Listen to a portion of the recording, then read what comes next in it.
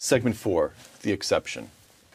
Columnist Charles Krauthammer, quote, "What I've always said about the genius of Roger Ailes, who's the CEO of Fox News, and Rupert Murdoch, who's the founder and CEO of the News Corporation, which owns Fox News. What I've always said about the genius of Roger Ailes and Rupert Murdoch is that they found a niche, half of the American people." Close quote. Andy?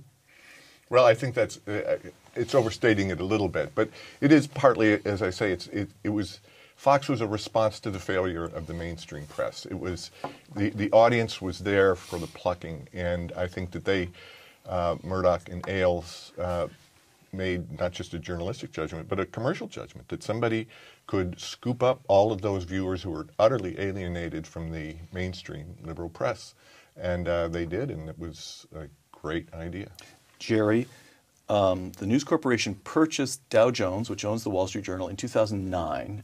2007. 2007, excuse me. Yeah. You joined the Wall Street Journal in 2009, and soon after you joined, the New York Times wrote this about you. "Mr. Baker, a neoconservative of acute political views, has been especially active in managing..." It wasn't cute political views, just it was acute political views, wasn't it? No, sorry. Cute. Yeah. I thought I nothing cute about that. Yeah, well, we could easily rewrite the cute Mr. Baker. Yeah. You've thrown me. Sorry. Probably not a bad thing to do in the middle of this quotation. Mr. Baker's been especially active in managing coverage in Washington, creating significant grumbling from staff there. Reporters say the coverage of the Obama administration is reflexively critical, and there has been a pro-business, anti-government shift in the news pages. Close quote. You want to defend yourself? I'm tempted to just say, people should just read the Wall Street Journal and see how we cover Washington, how we cover the news generally, rather than have their views dictated to them, as unfortunately too many people do by columnists at the New York Times. So I'll make the argument for you. You play it down the middle, and to the New York Times newsroom, where there is a terrible lack of diversity, as Andy Ferguson has just argued, it looks as though you're a right-wing lunatic. Yeah, there were so many there were so many things in that particular column. I shouldn't get too agitated about some. It's old. It dates from 2009. But which were just completely false and actually demonstrably false. I mean, it didn't take a lot of reporting actually to debunk what was said there. And reflexively critical of the Obama administration. That's I think when it is the job of a newspaper, of any news organization, to challenge those in authority. That really is what we should do, and we have done that, journalistically challenged the Obama administration in exactly the same way, by the way, that we've journalistically challenged the Republican leadership in the House of Representatives in the last year or so. It doesn't really stand up to any serious scrutiny. What has been the effect of Fox News in American politics? Well, I guess I should say that Fox does a lot of really terrible things. I mean, some of it is simply unwatchable, particularly at night. But its effect on the body politic, to use a pretentious phrase, has been almost completely salutary and admirable, I believe. The tenor of the political debate absolutely changed over the last 2 years because of the Tea Party. And the Tea Party would not have existed without Fox News. Say that again. The Tea Party would not have existed without Fox News. Absolutely convinced that from had your there own not reporting been, on the Tea Party. Everyone, when I've gone out to talk to Tea Party people in various states, I've talked to leaders and rank and file people, and no one does not watch Fox News. Religiously, almost, and I use that word advisedly. And I think that without that sort of place to coalesce around, the Tea Party never would have existed. And the Tea Party has, regardless of whatever cranky elements it has changed the terms of the debate and concentrated the minds of politicians on something that they were ignoring for 40 years. I'd like to associate myself with the second half of what Andy said rather than the first half about the terrible programming of Fox News. Look, the view I take is it brings a much-needed diversity to the public discourse, which really would be absent, really was absent without it, and it brings that diversity. All right.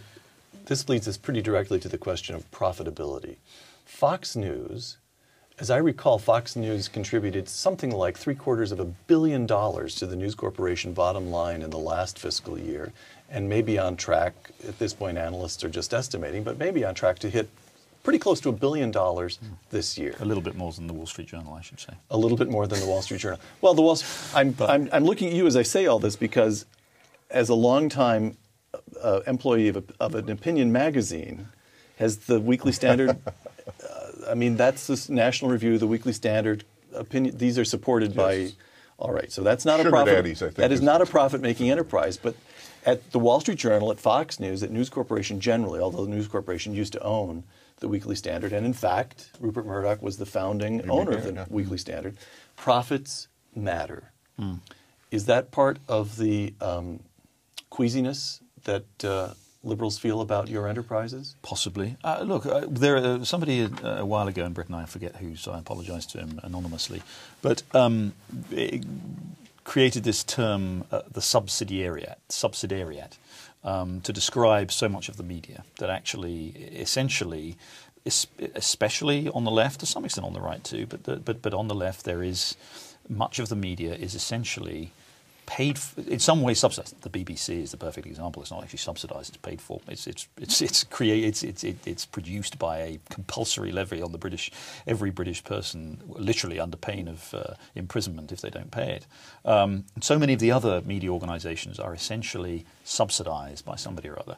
I think the profit motive is a good one, and my little jesting remark about the Wall Street Journal was only meant to just we are profitable. We're not as profitable as Fox News or some of the other parts of News Corporation, but we are. And I think the profits are not only obviously in the end the only thing that are actually going to keep any commercial organisation actually running. I think they are actually a better guarantee of independence. Dan Rather at the Aspen Institute in 2009, former CBS correspondent Dan Rather, quote, "It's time the government made an effort to ensure the survival of the free press. If we do nothing more than stand back and hope that innovation alone will solve this crisis, then our best trained journalists will lose their jobs." Like Dan Rather. Like Dan Rather. Well, as a man who works at a magazine that is largely subsidized, is it not? Yes. Oh, yeah, yeah. All right. How does the notion of profitability well, I mean, I actually agree with Jerry. I think there's a kind of discipline in profitability that... We should state that the Weekly Standard strives to lose as little money each year as possible. Oh, absolutely. We're not in the business of losing money. But what you have there from Rather is you know, the cry of a wounded beast. You know, I mean, really, there is a sense in which the world is passing by the world that he knew at CBS News, which was a very profitable organization for many, many years because it had the discipline of having to appeal to large numbers of people and incorporate diversity in its views. When it abandoned that, it started to lose money, and it had to lay off Dan Rather because they couldn't afford his $20 million a year salary, whatever it was. I should just say, well, the profit, you know, and again, I shouldn't be glib about this.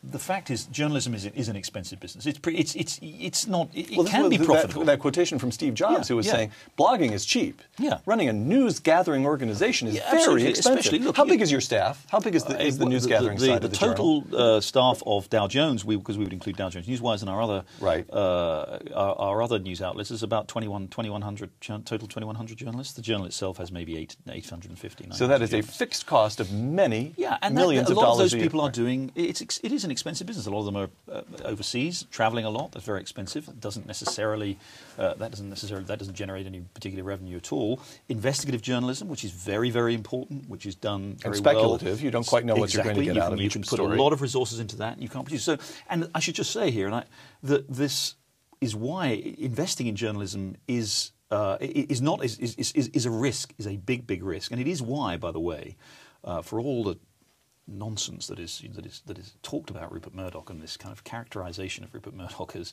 this sort of demon figure, what he's done in the last 40 years, in you know, through everything I've seen in my lifetime, he's invested in journalism. Sometimes, you know, it hasn't paid off. In a lot of places, it hasn't paid off. He's spent a lot of money on some of the British newspapers, for example. Okay, now I have to ask this because it's a kind of standard argument. It's a sort of crystallized argument.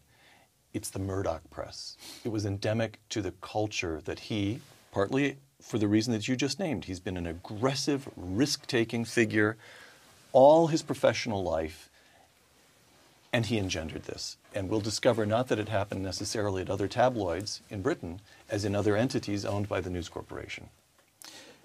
That's what people are trying to prove. Right? Right? People are devoting a lot of resources to trying to prove that this nefarious activity has gone on elsewhere in news corporations, so far without any success whatsoever. There have been some ridiculous stories, in my view, that have appeared in some of the press about things that may have gone on in the United States.